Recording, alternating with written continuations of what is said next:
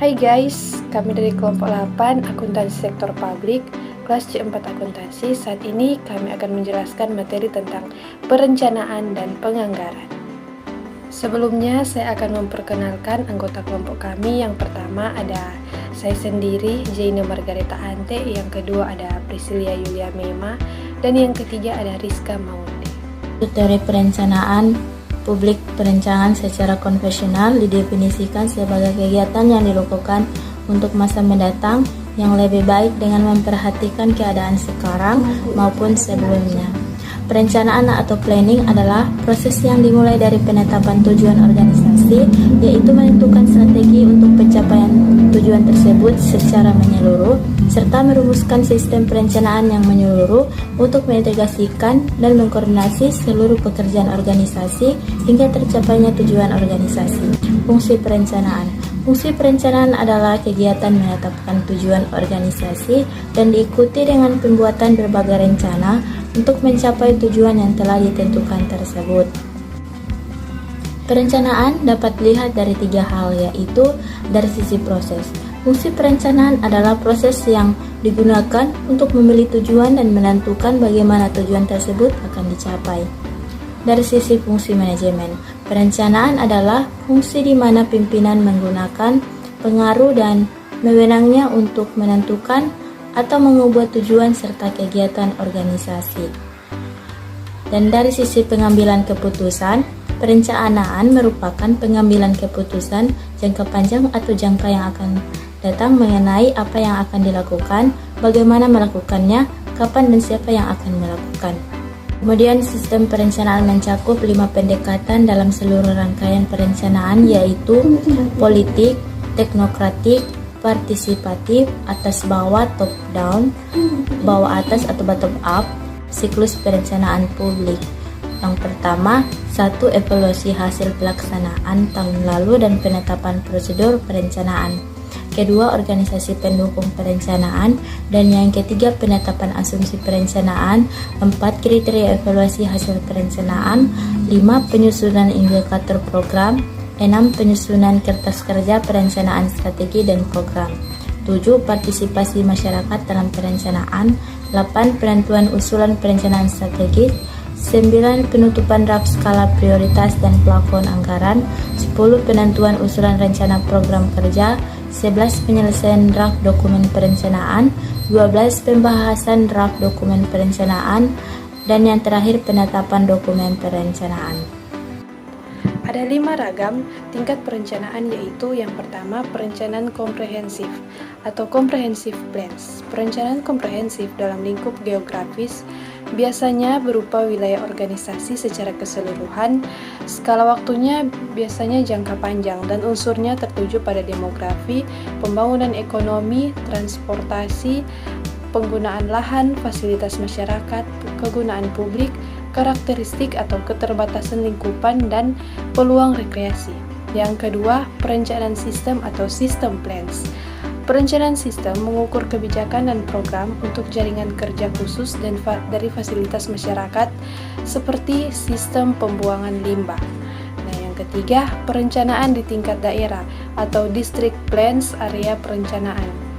Perencanaan daerah biasanya sesuai dengan subjek dalam perencanaan komprehensif. Dalam bentuk yang lebih detail dan lingkup geografis yang terbatas, perencanaan berfokus pada salah satu bagian dari daerah yang bersangkutan. Yang keempat, perencanaan subsistem atau subsystem plans merupakan perencanaan yang secara teknis lebih detail untuk subsistem dari fasilitas komunitas secara luas.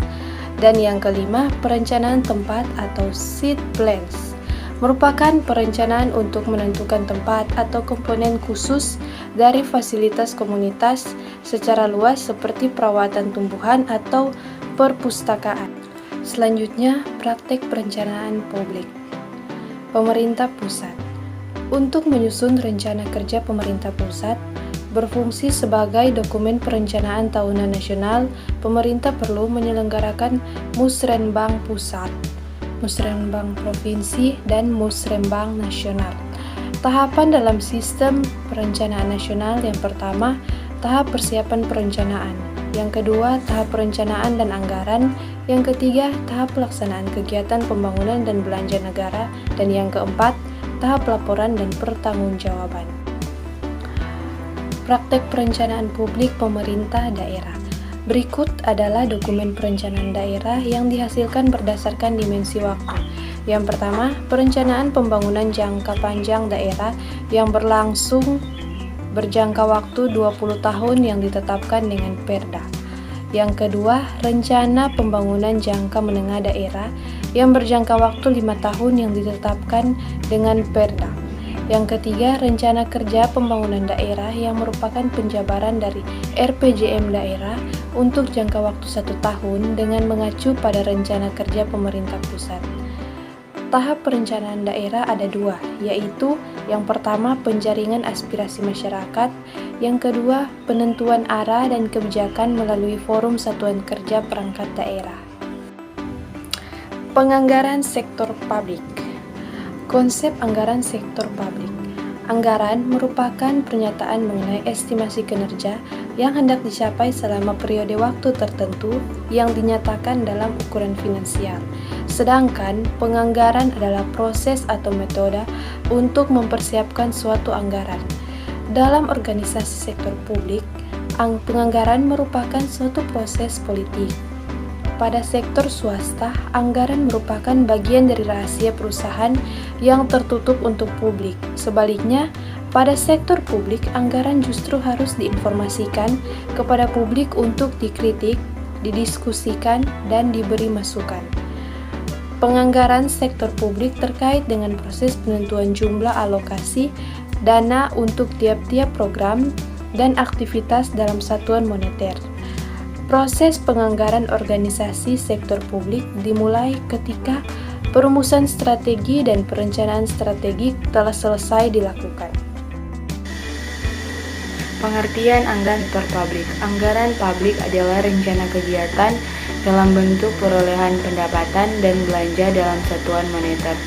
Secara singkat, dapat dinyatakan bahwa anggaran publik merupakan suatu rencana finansial yang menyatakan berapa biaya atas rencana-rencana yang dibuat, pengeluaran atau belanja, berapa banyak dan bagaimana cara memperoleh uang untuk mendanai rencana tersebut, dan pendapatan. Fungsi anggaran sektor publik. Yang pertama sebagai alat perencanaan, yang kedua alat pengendalian, yang ketiga alat kebijakan fiskal, keempat alat politik, kelima alat koordinasi dan komunikasi, keenam alat penilaian kinerja, yang ketujuh alat motivasi, dan kedelapan alat menciptakan ruang publik.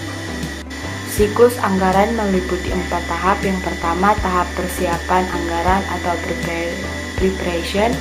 Pada tahap persiapan anggaran dilakukan taksiran pengeluaran atas dasar taksiran pendapatan yang tersedia. Yang perlu diperhatikan adalah sebelum menyetujui taksiran pengeluaran, terlebih dahulu harus dilakukan penafsiran terlebih dahulu.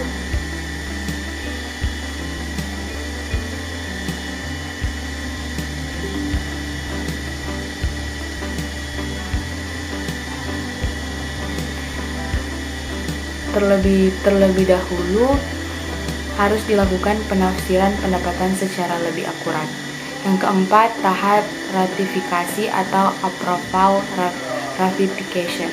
Tahap ini merupakan tahap yang melibatkan proses politik yang cukup rumit dan cukup berat.